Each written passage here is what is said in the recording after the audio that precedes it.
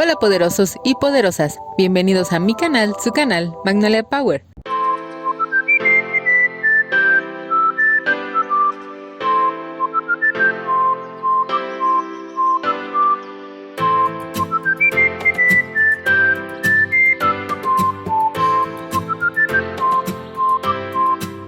Hoy les traigo un tema que me encantó desde que comencé a idearlo y a investigarlo. Se trata de las... Cabe destacar que ninguna de ellas es Frida Kahlo. No tengo nada en contra de ella, pero aunque sea la más famosa, hay más mundo. Y empezamos con Cordelia Urueta Sierra. Ella nació en la Ciudad de México en 1908. Su familia estuvo llena de artistas y personajes célebres. Su padre fue orador y escritor, su hermano cineasta. Su hermana, escritora, fue prima de Alfaro Siqueiros y fue sobrina de Justo Sierra, fundador de la Universidad Nacional Autónoma de México, UNAM. Sin embargo, ella también labró su propio nombre en la pintura. Desde pequeña se sintió atraída por la pintura y el dibujo. De hecho, fue alentada por Dr. Atl, a quien llamaba Tío Murillo, a exponer por primera vez en el Salón de la Plástica Mexicana, del cual es cofundadora. Su estilo de pintura era abstracto, figurativo en sus inicios, y también fue una gran colorista que supo descubrir la belleza del hierro oxidado y los tubos de chatarra abandonados. Su obra era muy personal y exploraba mucho las formas del cuerpo humano. Tuvo mucho éxito en Europa, expuso en muchos países, llegó a ser canciller de la Embajada de México en París, fue multipremiada alrededor del mundo, aunque algunos premios los rechazó, ya que consideraba que su obra era la que debía trascender más allá de los premios. Como detalle extra, se dice que le enorgullecía que dijeran que ella pintaba como hombre. Continuamos con María Izquierdo. Vale la pena conocer la obra de María Izquierdo, una mujer llena de talento y entrega. Aquí no hablaré mucho de ella, porque tengo un video completo dedicado a María, pero en la descripción te dejo el link para que vayas a verlo. Ahora seguimos con Celia Calderón. Celia nació en Guanajuato en 1921. Es conocida por su obra gráfica principalmente, pero también fue una gran pintora y acuarelista. Ganó múltiples premios en dibujo y pintura. Fue maestra en la Academia San Carlos de grabado, en lo que era especialmente buena, pero también daba clases de pintura y dibujo. También dio clases en Bellas Artes y fundó la Sociedad para el Impulso de las Artes Plásticas, así como también fue miembro fundador del Salón de la Plástica Mexicana. Expuso en otros países, tales como China, Canadá, Estados Unidos, algunos países de Sudamérica, de Europa y en muchos sitios de nuestro país. Quienes la conocieron la describen como una mujer exigente, de carácter fuerte y comprometida con la docencia. Aurora Reyes. Ella nació en 1908 en Chihuahua y es considerada la primera muralista mexicana. Además de pintora, también fue poeta, docente y activista. Asistió a la Academia San Carlos, aunque al ser expulsada de la preparatoria también abandonó la academia para ser autodidacta, aunque se formó bajo los valores estéticos e ideológicos de la Escuela Mexicana de Pintura. Fue militante del Partido Comunista Mexicano, participó en la fundación de la Liga de Escritores y Artistas Revolucionarios, fue lideresa del grupo feminista Las Pavorosas y fue muy cercana a muchas poetas mexicanas como Eulalia Guzmán. Como pintora, plasmó los acontecimientos históricos, políticos y sociales del momento, dejando testimonio de su época y sociedad, junto con los grandes muralistas, escultores y grabadores del México post-revolucionario. Algunos de sus murales son Atentado a las Maestras Rurales, que se encuentra en el Centro Escolar Revolución, Constructores de la Cultura Nacional, que fue pintado en el Auditorio 15 de Mayo del Sindicato Nacional de Trabajadores de la Educación, Primer Encuentro, que está en la Sala de Cabildos de la Delegación Coyoacán y algunos otros más. Ejerció también como maestra y promocionó la creación de las primeras guarderías para los hijos de trabajadores del magisterio, apoyando también la lucha de las mujeres por obtener su derecho al voto y a ocupar puestos de elección popular. Remedios Varo. Su nombre completo era María de los Remedios Varo Uranga. Nació en España en 1908. Se dice que no era muy apegada a su familia, pero desde pequeña se sintió atraída por la labor de su padre, quien era ingeniero hidráulico. Por lo tanto, terminó siendo muy apasionada de las matemáticas y el dibujo profesional, sumando que leía muchísimos de los libros científicos de su papá. Recibió la educación básica y después ingresó a la Academia de San Fernando, en Madrid. siendo una de las primeras mujeres que estudió ahí, en donde tuvo su primera exposición al terminar su instrucción. Posteriormente, también expuso sus dibujos y contrajo matrimonio para poder salir de casa. Recuerden que no todo era fácil en aquella época. Trabajó en la casa de publicidad Thomson y empezó a relacionarse con artistas de vanguardia, con quien compartió un estudio creativo. A partir de ahí, tuvo un largo camino de exposiciones. Durante la Guerra Civil Española, huyó de su país, vivió en Francia hasta la ocupación nazi. Fue gran amiga de André Breton y Leonora Carrington. Entre sus aficiones estaban fotografiarse vestida de torera, vender pasteles en la calle y enviar cartas a desconocidos que elegía al azar en el directorio telefónico. Esto personalmente me parece muy atractivo. ¿A quién más le gustaría hacerlo? Lástima que ya nadie escribe cartas. En algún punto de su vida fue encarcelada, pero nunca quiso hablar de ello. En 1941 partió hacia México y fue acogida como refugiada política. Expuso en muchos países del mundo. Aquí en México también logró hacer amigos y una gran carrera, aunque también realizó trabajos artesanales de decoración y publicidad. También realizó estudios microscópicos de mosquitos. Fue ilustradora entomológica y realizó carteles publicitarios para Bayer, hasta que decidió dedicarse por completo a la pintura gracias a su último esposo Walter Gruen, quien le dio la estabilidad económica para permitírselo, porque por desgracia ella nunca logró mantenerse por completo gracias a la pintura. Siempre realizó otros trabajos. Sin duda, tienes que conocer la obra de Remedios, siempre surrealista y cargada de misticismo. Su estilo es muy característico y fácilmente reconocible, pero no por ello es menos genial. Algunos de sus cuadros están a la fecha en el Museo de Arte Moderno de México. Nahui Olin. Su nombre era María del Carmen Mondragón Balseca. Nació en Veracruz en 1983. Fue pintora y poetisa, y fue hija del militar Manuel Mondragón. Por lo tanto, era parte de una familia acaudalada del Porfiriato. Sin embargo, gracias a su maravillosa inteligencia, siempre cuestionó los convenios sociales y fue contra las normas restrictivas que prohibían a las mujeres ser independientes. Por lo tanto, ella comenzó a instruirse en las artes e incluso se le atribuye ser la primera o de las primeras mujeres mexicanas en usar minifalda, y también pertenecía a las llamadas flappers o pelonas. También tengo un video acerca de ellas, te lo dejo en la descripción. Es súper interesante este movimiento. Pero continuamos con Nahui. Cuando terminó el mandato de Porfirio Díaz, su familia se mudó a España y ella, quien ya estaba casada, animó a su marido a pintar. Por lo tanto, regresaron a México para ambos estudiar en la Academia San Carlos, ambos también obteniendo buenas críticas por su trabajo. Por desgracia, esa relación no prosperó, pues Carmen decidió dejarlo para relacionarse con Dr. Atl.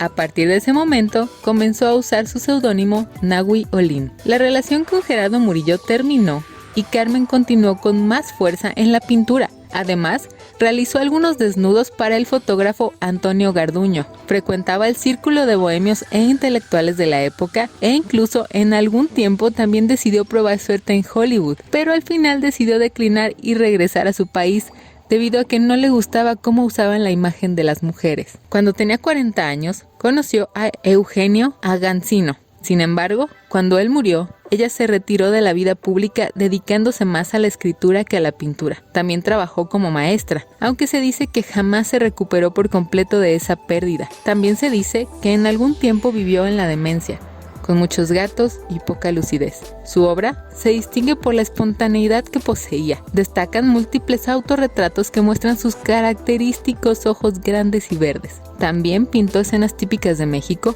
e incluso exploró el erotismo y la sexualidad. Tienes que conocer definitivamente la obra de Nahui Olin. Leonora Carrington. Nació en 1917 en Inglaterra. Su estilo era surrealismo y fue muy prolífica. Produjo pintura, escultura, grabado, textil, joyería e incluso escribió novela, cuento y dramaturgia. Su padre era un gran hombre de negocios que se oponía a los intereses artísticos de su hija. Él quería que su hija encontrara esposo y se dedicara a vivir una vida cómoda dentro de las clases altas. Sin embargo, Leonora quería algo más. Sus obras eran una especie de mezcla entre la autobiografía y la ficción, lo cotidiano y lo mágico. En sus obras hay seres fantásticos que nos recuerdan la mitología celta, la cábala y la literatura fantástica. Desde luego, tuvo pareja. Se enamoró de Max Ernst, uno de los artistas más destacados del movimiento surrealista, quien le enseñó mucho, y eso la introdujo al grupo surrealista de André Breton en los años 30. Ahí convivió con Joan Miró, Man Ray, Picasso, Lee Miller y Luis Buñuel, quienes la recibieron como una de sus principales musas, a quien siempre le reconocieron su talento, lo cual propició el desarrollo de su obra. Durante la Segunda Guerra Mundial, Ernst fue arrestado y Leonora escapó a España, en donde fue internada en un psiquiátrico en Santander. Más tarde, al querer trasladarla a otro hospital en Sudáfrica, escapó de su enfermera y acudió a la embajada mexicana, en donde Renato Leduc, poeta y diplomático, se casó con ella para que pudiera escapar de Europa, de la guerra y de su padre. La pareja vivió un año en Nueva York, en donde ella se encontró con muchos amigos artistas y posteriormente se divorció, quedando en muy buenos términos. Durante el tiempo que vivió en México, desarrolló plenamente su potencial. Se unió al movimiento feminista en México y se relacionó con muchos artistas internacionales que vivieron en nuestro país gracias a la política migratoria del presidente Lázaro Cárdenas. Desde luego también convivió con artistas nacionales y con el mecenas Edward James, quien fue uno de sus mayores coleccionistas. Tuvo 2 hijos, Pablo y Gabriel, con Emir Weiss, y pasó el resto de su vida en México. En sus últimos años se dedicó más a la escultura que a la pintura. Murió a los 94 años de edad en 2011. Tamara de Lempicka. Yo quedé impresionada con ella. Nació en 1898 en Polonia, en el seno de una familia acaudalada. Mostrando desde pequeña su gran carácter, destacó por la belleza de sus retratos femeninos y desnudos de estilo Art Deco. Pintó su primer cuadro en 1910 y en un viaje a Italia descubrió su pasión por el arte. Se casó a los 18 años, como era natural en su época, y vivió de manera lujosa hasta que ciertos problemas políticos la hicieron que se mudara a Copenhague y después a París, en donde tuvo una hija y tomó clases de pintura para después exponer en varias galerías que exhibían obras Art Deco, y así se fue forjando su nombre como artista. En 1929 se divorció de su esposo y posteriormente conoció al barón Raúl Kuffer, un gran coleccionista de su obra con quien se mudó a Nueva York, después a Chicago y a Beverly Hills. Finalmente, Tamara murió en 1980 en Cuernavaca, México, acompañada del escultor mexicano Víctor Manuel Contreras, quien arrojó las cenizas de la pintora en el cráter del volcán Popocatépetl. Se dice que Madonna se inspiró en ella y en sus pinturas para crear su video Vogue. Continuamos con Sofonisba Anguissola. Es considerada la primera mujer pintora de éxito del Renacimiento. Fue italiana y lo que principalmente pintó fue retrato y autorretrato, estableciendo con ello nuevas reglas en el ámbito del retrato femenino. Nació en 1535. Gracias a su padre, se preparó en las artes y se le adjudica un importante papel como eslabón entre el retrato italiano y el español, e incluso su trayectoria marcó un precedente para que varias mujeres fueran aceptadas en escuelas de arte y que varias mujeres artistas que habían sido excluidas de la enseñanza académica, de gremios, de talleres e incluso del mecenazgo papal encontraran respaldo en las cortes europeas, tal como ella tuvo espacio en la corte española. En 1554 conoció a Miguel Ángel e incluso fue instruida informalmente por él, quien reconoció de inmediato su talento e incluso le daba bosquejos para que ella los pintara a su estilo y le ofrecía al final consejos acerca de los resultados. Al menos 2 años continuaron con ese estudio informal. ¡Qué gran maestro! Por desgracia, aunque tuvo muchas oportunidades, había ciertos límites impuestos para las mujeres de su tiempo. Por lo tanto, no tuvo posibilidad de estudiar anatomía o de dibujar al natural, por ser inaceptable para una señora el hecho de ver cuerpos desnudos. Sin embargo, eso no la detuvo y siguió pintando y aprendiendo a su manera. En 1570, aún continuaba soltera, así que le consiguieron un esposo italiano, quien murió muy próximo a su matrimonio. Sin embargo, algunos años después se casó con otro noble genovés y en su nueva casa pudo montar su estudio, ya que su esposo no puso objeción alguna en permitirle pintar y vivir libre y cómodamente como ella lo deseara. Finalmente, murió en 1625. A la fecha se le atribuyen aproximadamente 50 obras, algunas de las cuales están en diversas ciudades de Italia. Rosa Bonheur es considerada una de las pintoras mujeres más influyentes del siglo XIX. Su padre fue dibujante y sus dos hijas decidieron ser pintoras. Rosa fue la que más destacó, no solo por su pintura, sino porque se comportaba y vestía como los hombres, viviendo con naturalidad su homosexualidad.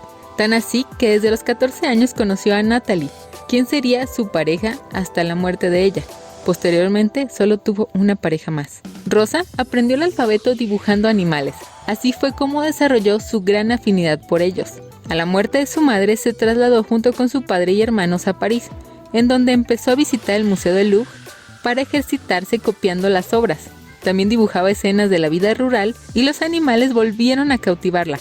Incluso visitaba clases de veterinaria para familiarizarse con ellos y su anatomía. Participó en varias exposiciones y en la exposición anual de la Academia de Bellas Artes ganó medalla de oro. Desde aquel tiempo dedicó su obra a los animales y la vida rural, siempre con un estilo realista que transitó hacia el impresionismo en los últimos años de su carrera. Por último, te hablo de Yayoi Kusama.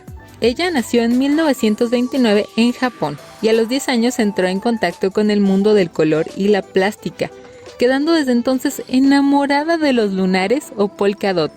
Así es como empieza a realizar obras en donde la fantasía y la realidad conviven en entornos en donde todo es posible y nada es lo que parece. También destacan retratos de su madre plagada de lunares y obras que pretenden reflejar las inquietantes alucinaciones que produce su propia mente debido a su trastorno obsesivo-compulsivo. Creció en una sociedad misógina y a los 28 años decidió mudarse a Nueva York para buscar nuevas vías de expresión en donde, a pesar de que el mundo artístico era principalmente masculino, logró convertirse en una creadora efervescente, innovadora y activa. Estuvo también muy en contacto con Warhol y vivió de cerca el arte pop y la desbordante creatividad de los años 60 y 70, lo cual influyó muchísimo en su obra. Realizó pintura, instalaciones, happenings e incluso películas y posteriormente escritos incluyendo poesía y novelas. Su obra ha estado por todo el mundo en los mejores museos, logrando fama y reconocimiento a su obra, incluyendo sus maravillosas instalaciones. Incluso el Museo Kusama de Tokio está dedicado por completo con todas sus 5 plantas a su obra. A la fecha, vive en un hospital psiquiátrico por voluntad propia, del cual solo sale para trabajar en su estudio y seguir pintando sus pesadillas, ya que según sus palabras, mi arte es una expresión de mi vida, en particular de mi enfermedad mental. E incluso en alguna ocasión expresó que de no ser por su arte, ella ya se habría quitado la vida. Sus obras están plagadas de intensidad desde el principio, lo cual logra atrapar de inmediato a cualquier persona que las vea. Y en lo personal, he de confesarte que es de mis favoritas, sobre todo porque soy una fan total de los polka dots. Por último, no me queda más que decir que sí, sin duda me he quedado cortísima en todo el talento femenino que hay en la pintura. Asimismo, sé que me quedé muy corta con lo que hay por contar de todas estas maravillosas pintoras. Pero como siempre recalco, estos videos son para mostrarte algo e invitarte a que investigues más acerca de ellas, que busques su obra, que leas más acerca de su vida y te inspires para seguir con mayor ánimo tu camino, sea cual sea, ya sea en el arte o en cualquier otra actividad. A final de cuentas dicen que la vida es un fino arte que todos llevamos a cabo día a día. Por lo tanto, de alguna forma todos somos artistas de nuestra vida. Si llegaste hasta aquí, te agradezco y te invito a que no te vayas sin suscribirte y sin darle a la campanita para que te avisen cuando haya video nuevo. También me encantaría leer algún comentario tuyo y si quieres, puedes compartir mi video en las redes y en donde quieras, será de gran ayuda. Por último, te invito a que me sigas en mis redes sociales. Me encuentras como Magnolia Power en Facebook, Instagram, Pinterest y TikTok. Y también tengo un blog que puedes visitar cuando quieras, magnoliapower.com. Ahora sí, hasta el próximo video.